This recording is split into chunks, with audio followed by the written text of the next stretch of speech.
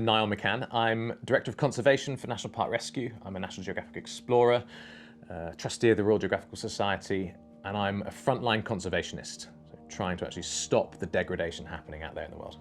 The problem with slash and burn agriculture from a global perspective is that it releases about 2 billion tons of carbon into the atmosphere every year, which is more than Russia emits into the atmosphere every single year.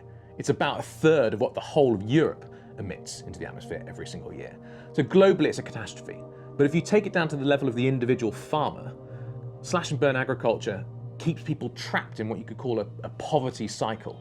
The productivity of the land under slash and burn is very poor. And the amount of land available for it is also low.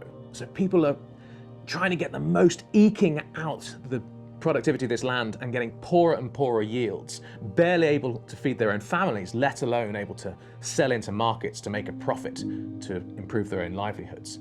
And then that land becomes unusable because the nutrients are all lost. They then burn the next bit of land and they get exactly the same, the diminishing yields, the inability to feed themselves or to get out of that cycle of poverty because there's no productivity on that land. By changing our system of agriculture, the knock-on impact we'll have on global poverty is extraordinary, let alone the impact we'll have on mitigating the impacts of climate change and biodiversity loss.